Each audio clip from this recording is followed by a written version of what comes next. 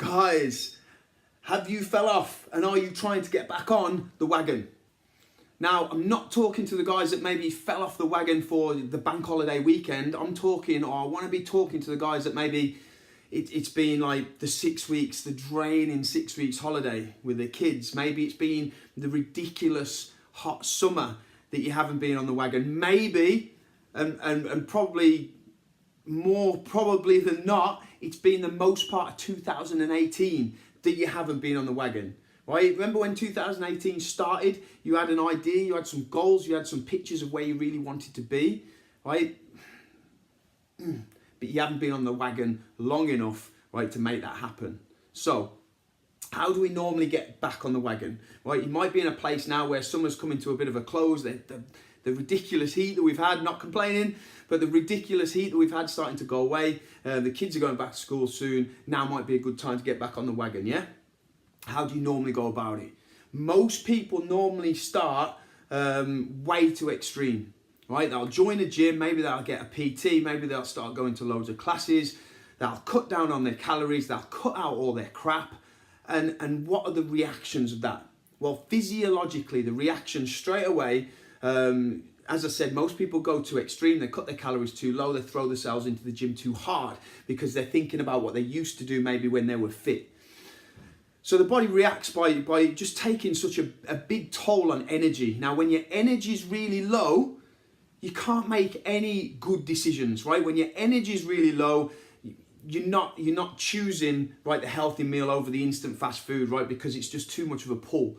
You want energy. Your body knows that crap meal is just full of energy. You can't drag yourself off the settee. You'd rather have your beer, whatever it is, right? But you're lasting on this wagon. If that's the way you hit it, you're lasting days, right? Not even weeks. Now, let's say you're iron-willed, right? And you fight through that stuff, right? And you're on the wagon. You fought through that initial real lethargy and low feeling of energy, and you're just fighting through it, right? But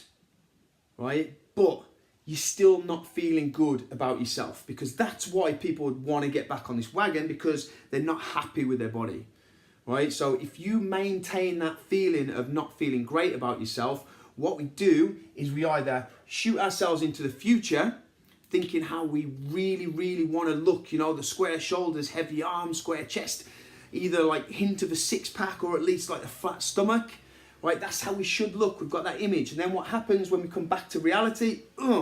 That's not how we look. Or we go back to the past and we say, oh man, what would have happened if I'd have stayed on the wagon from the start of 2018? Imagine the shape I'd be in now. And then you come back to your reality.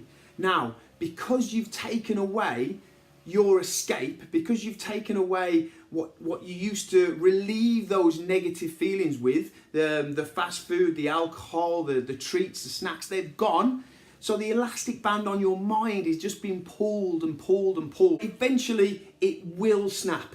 And when it does, bang, you're going to hit the floor off the back of this wagon harder than you ever have before. And it literally is like a band. The longer you stuck with it, the more dramatic that fall off the back of the wagon is. And I'm sure you've experienced that before. If you've had a period where you've done really, really well, right, that sort of that thump when you come off the wagon is all the more dramatic, right? And that's because of the psychological effects. Right, so how do we actually get back on the wagon physiologically, right? What's the best way for our bodies to get back on the wagon? Well, the first thing is not to get drastic and dramatic when it comes to these silly diets, right? All you have to do is be mindful of what you eat. Start finding out what's in food. Find out roughly a calorific deficit for you.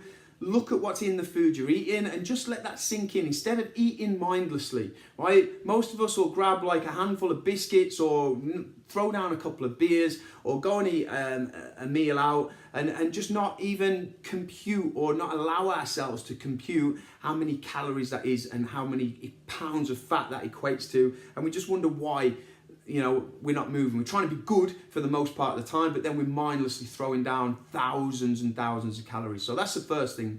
Just become mindful. And the second thing is just start moving your body. Right? It's really, really simple. Right? It's not easy. I'm not saying it's easy, but it's simple to get back on this wagon if you want to stay on it. Now, even if you do that, right? Even if you do that, that's the best way. I've just told you that's the best way for your body. Just slightly cut the calories, be mindful of the crap that you're eating, and just start moving the body a bit, right? Start exercising just nice and gentle, some body weight stuff, maybe some run type, walk type exercises for your steady state cardio, right? Brilliant way to get back on.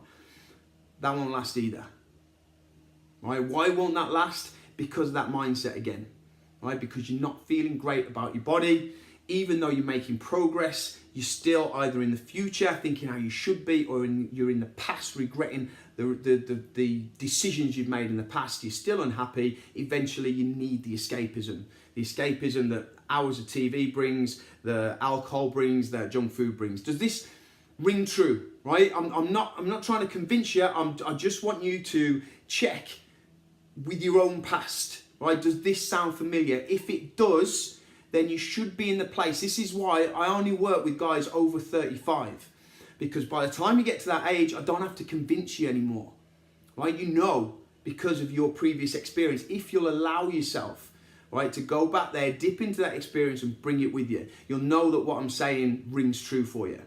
Right? And if it does, then you'll know, or you'll be open to the fact that mindset is the most important thing. So how do we go about that? Well, it's not easy, right? I'll be the first to say it's not easy, right? And that's why I do this with my clients over a period of 14 weeks, right? Over the course of 14 weeks, get you feeling much, much better about how you look right now, right from the very start.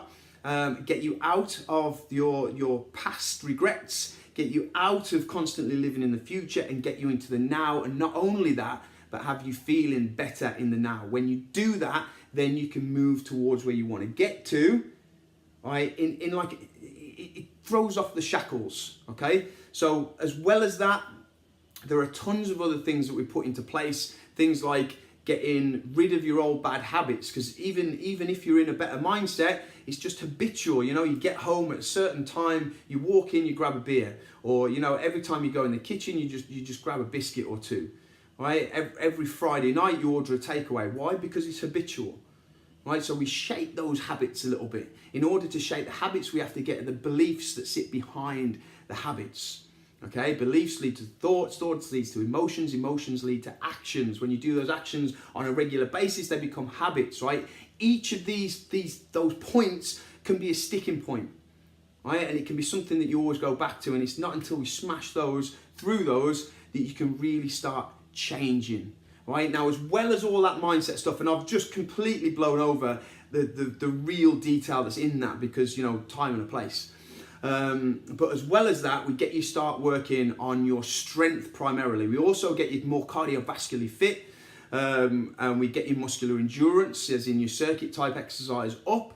But primarily we spend time on your strength. We get you stronger. Why do we do that? Because it increases your basal metabolic rate. You can burn more calories 24 hours a day, 7 days a week. So that gets rid of the body fat. It also shapes the body. So you don't just become a smaller version of your fat self. You actually develop the shape that you really want when you lose weight. The only problem is when you lose weight, you just become a smaller version of your fat self. So by working primarily on the strength, we get you to build that.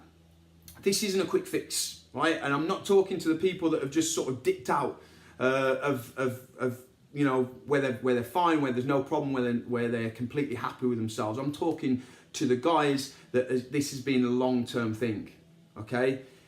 We've got a third of the year left, right? 1/3 of 2018 left.